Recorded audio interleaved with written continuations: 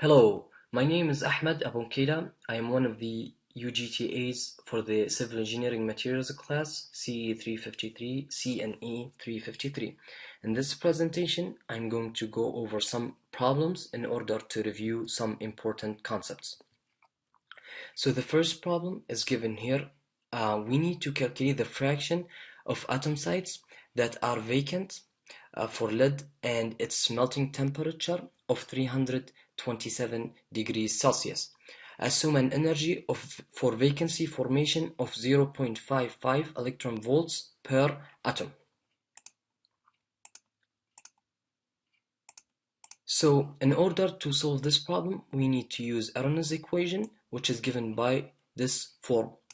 The definition of each term is given below. NV is the equilibrium number of vacancies. N is the total number of atomic sites. QV is the energy required for formation of that vacancy, which is given up here in the question.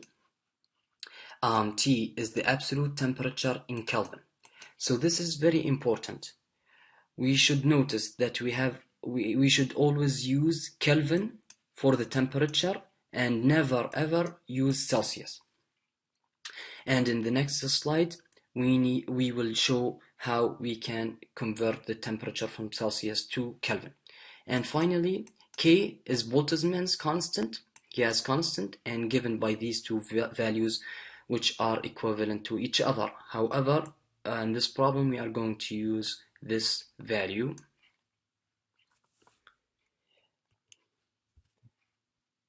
The previous slide, we should use the temperature always in Kelvin and never use it in Celsius. So this equation can be used to convert the temperature from Celsius to Kelvin. So temperature in Kelvin equals temperature in Celsius plus this factor, which is 273.15. We apply so, and we get a value of 600 kelvins.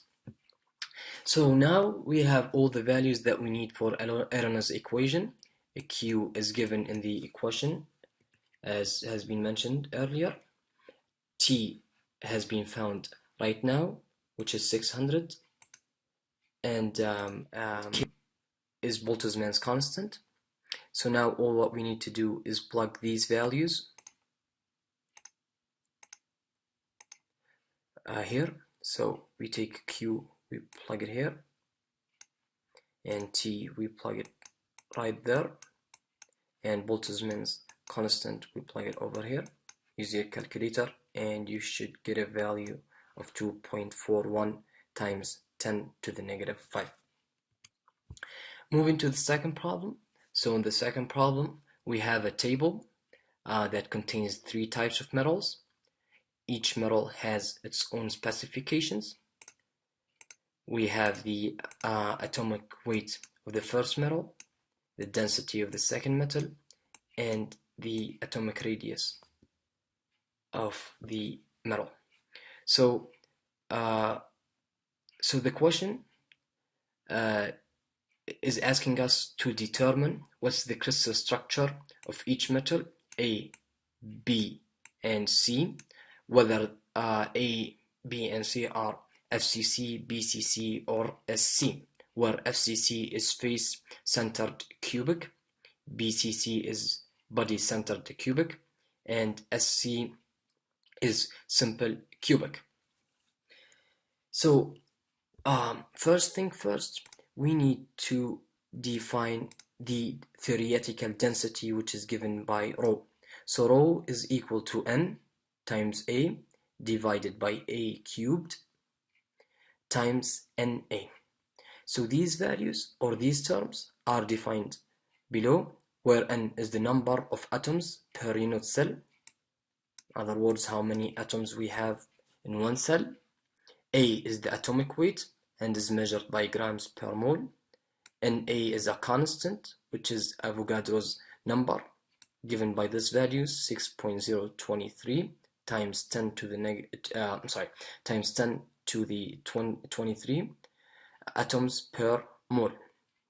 And finally, A cubic is volume per unit cell. So A is very important in this context. Each crystal structure has its own A. The following slide explains this statement.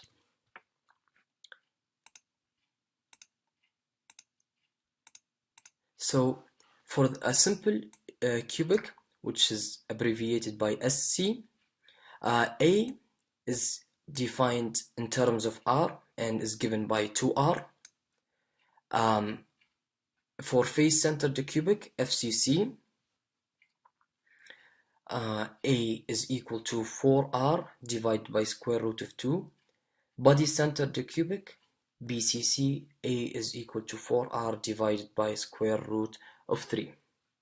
So before we start doing this section, I need to go back to this slide. So from the densities equation, A is known, NA is known, N is unknown, and A is unknown. Notice, so what we can do, we can deal with A over NA as a constant and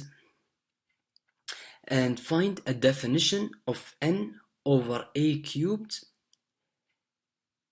in terms of R. Let's see how we can do that. So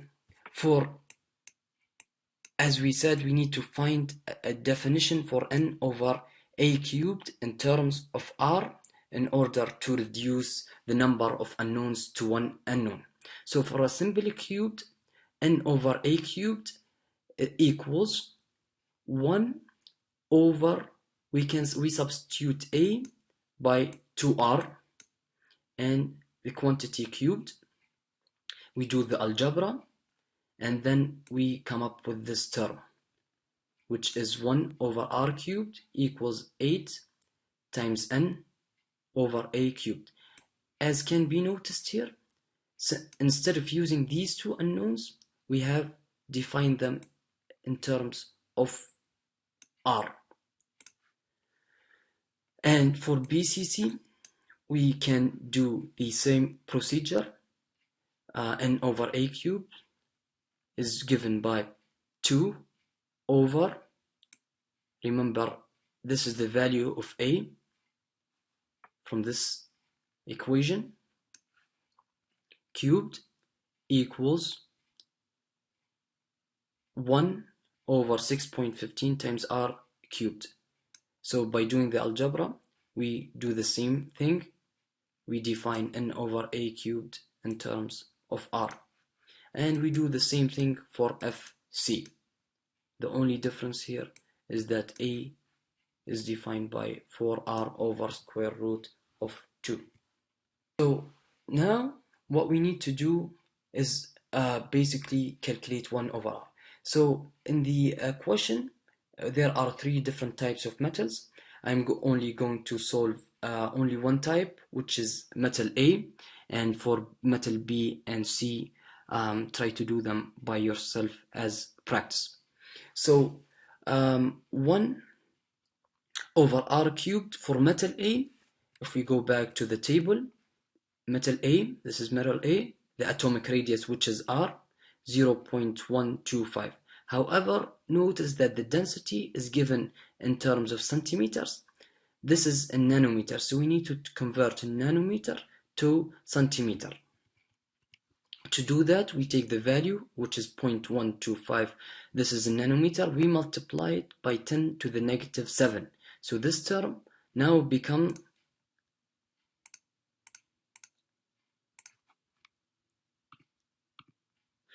this term is given in terms of centimeter. We do the calculation and we get this value. So now we need to substitute the values in the equation, in the density equation.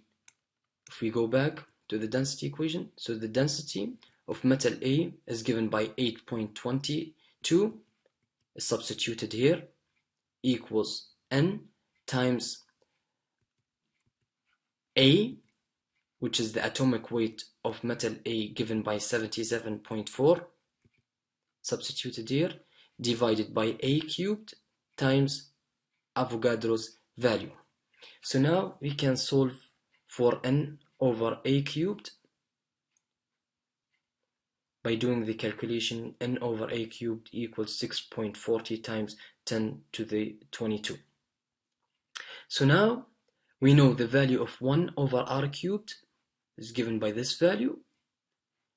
N over A cubed is given by this value. We can take their ratio. In other words, we need to divide 1 over A cubed by N over A cubed. When we divide them, we get this expression. Then we get this expression, 1 over R cubed equals 8 times N over A cubed. So this value, if we go back, we get this expression. We can see that this value is identical to this value. So this value is identical to this value. Therefore, metal A is simple cubed. So I know that this is a little bit confusing, but try to go over it by yourself, step by step, and solve for the other two metals, B and C, and you should get these answers. So now moving on to the third problem. The third problem is given on the slide. So using the solution from your homework set 1, problem 8, which you have solved, we need to use an equation from that problem in order to rank the following materials based on the magnitude of their modulus of elasticity. 1 is being the highest and 3 being the lowest. So A, B, and N, these are just parameters for 3 different materials, hypothetical and unknown materials, which are tabulated here. So we don't have to use any units for the yield energy. You don't have to use any units for the modulus. So from homework number 1, expression for the modulus of elasticity has been derived as follows, where A, N, and B are just parameters and their values are tabulated in the previous table. So A, B, and N are, as has been mentioned, they are parameters, they are constants for particular ion pair. So applying this formula for metal A, and you'll do the same thing for metal Y and metal Z. So the procedure goes as follows. So for metal X, A, B, and N can be extracted from this table. For metal X, A value is this, B value is this, and N value is this. So now, after defining our constants, all what we need to do is just substitute these values in the above equation. By doing so, we get this expression. I'm sorry for being a little bit messy. This expression, and by using your calculator, you should get this value for metal X. So this is the modulus of elasticity for metal X. By applying formula for metals Y and Z, you should get the following ranking based on their modulus of elasticity. So metal X has a rank of 2, Y has a rank of 3, and Z has a rank of 1. To conclude that Z has the highest modulus of elasticity, metal X has the second largest modulus of elasticity, and Y has the lowest modulus of elasticity. I highly suggest and recommend that you solve the problem again by yourself. You should solve for metal Y and Z and compare your answers to these answers. So this is all, and thank you so much for your patience and for listening.